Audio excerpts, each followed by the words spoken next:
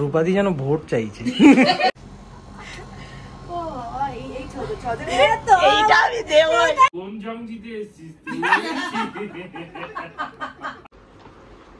মাঝখানে একটা বম দিয়েছে, এটাই বিস্ফোট হবে।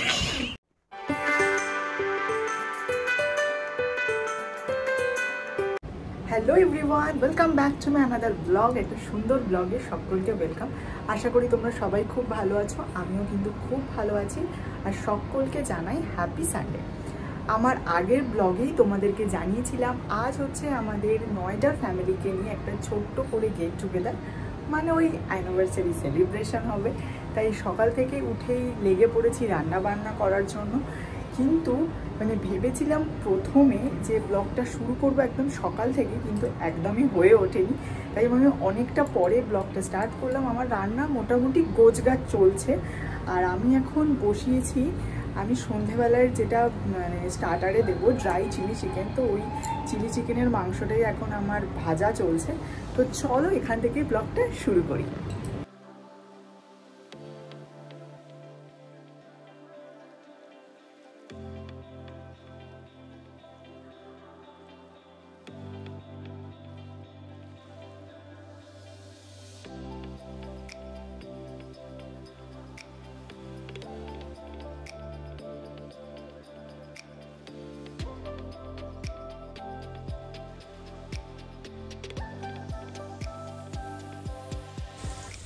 ফার্স্ট যখন এরকম গেট টুগেদার হতো একসাথে, আর আমি বিয়ের আগে মানে যেহেতু অনেকজনের রান্না একসাথে কোনোদিনও করিনি, তাই খুব ভয় লাগতো। বাট এখন করে করে অভ্যাস হয়ে গেছে যে মানে সেরকম কিছু মনে হতো না। আগে যদি এরকম আজকের দিনটা থাকতো ভীষণ টেনশন করতাম যে সবার খাবার পছন্দ হবে কিনা, ঠিকঠাক পরিমাণে রান্না করছে কিনা, সবার হয়ে যাবে কিনা। তো এখন এসে মনে হচ্ছে একটা আইডিয়া হয়েছে, মানে 3 বছর সংসার করি একটু হলেও আমি শিখেছি কিছু, যে 6-7 জনের রান্নাটা আমি করে দিতে পারি।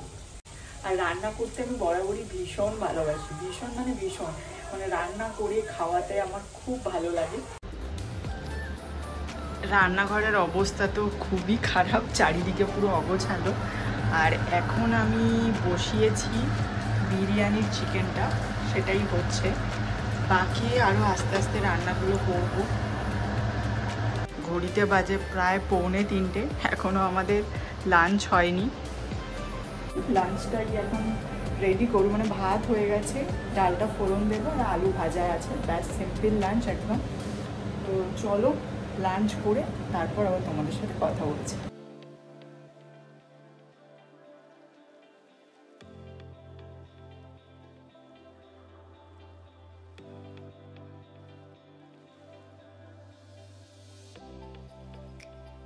সমস্ত কাজবাজ ডান, রান্না বান্না একদম পরিষ্কার হয়ে গেছে, সমস্ত কিছু ফ্রেশ হলাম, হয়ে সুন্দর করে রেডিও হয়ে নিয়েছি। আজকে একটা শাড়ি পরেছি। আর এইসব অকেশানগুলো শাড়ি না পরে একদম ভালো লাগে না, শাড়ি একদম পরা হয় না।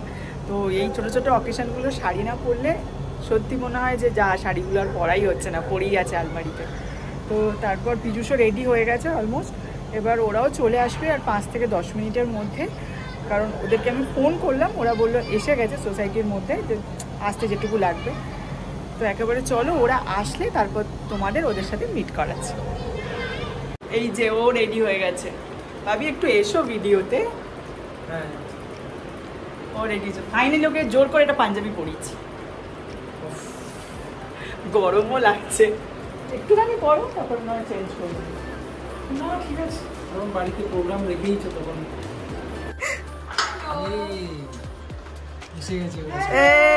চলো এসো এসো। হ্যালো, আজকে আমাদের মিস্টার এন্ড মিসেস ঘোষ সবার সব তাড়াতাড়ি খিদে পেয়েছে বলে যাচ্ছে। তুই আয়, তুই সবার লাস্টে। Thank you. এসো।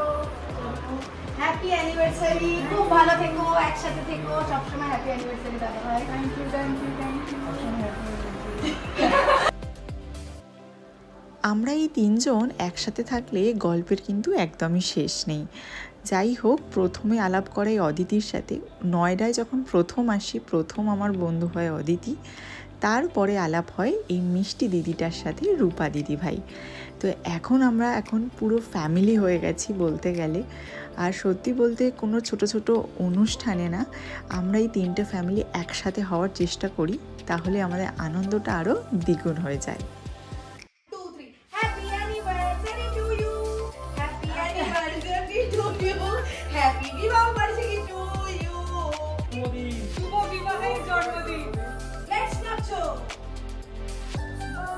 বাবা কত বড় কামড়ে খেয়ে নিল। ভালোকে গল্প খেতে হয়।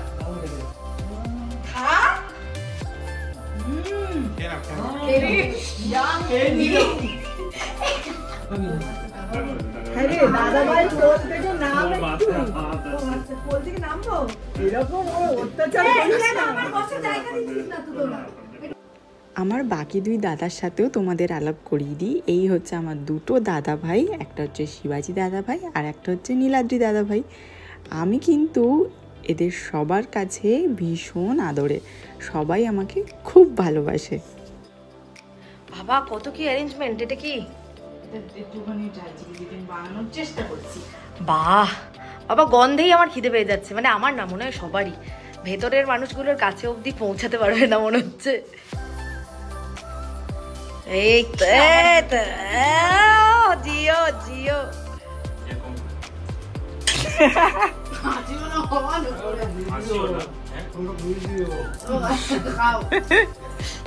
সবাই রিভিউ দাও, শুনেও শান্তি। এরম ভাবে যেচে প্রশংসা নিতে হয়, শিখে নে।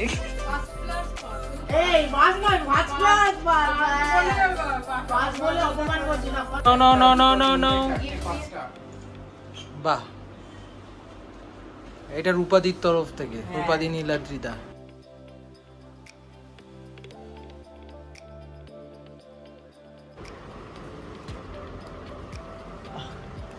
কি কিউট দেখতে, দারুণ হয়েছে। থ্যাংক ইউ রূপাদি নীলাদ্রিদা, থ্যাংক ইউ। এটা দাদা ভাই আর অদিতির তরফ থেকে। Nice nice colour. ওরে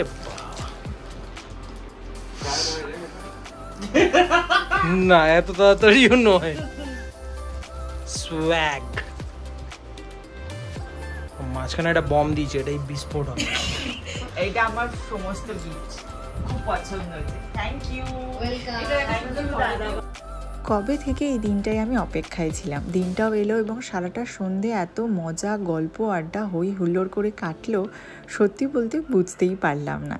ব্যাস এবার রাত হয়েছে, আমি ডিনারটাও সার্ভ করে দিয়েছি। ডিনারে ছিল চিকেন বিরিয়ানি, চিকেন চাপ আর স্যালাড, খুব সিম্পল বানিয়েছিলাম। ব্যাস এবার রূপাদির ভিডিও দেখতে দেখতে আমরা খাওয়া দাওয়া করলাম। রাত্রি প্রায় 1:40। একটা দারুণ দিন কাটালাম, বলো কেমন লাগলো সবার?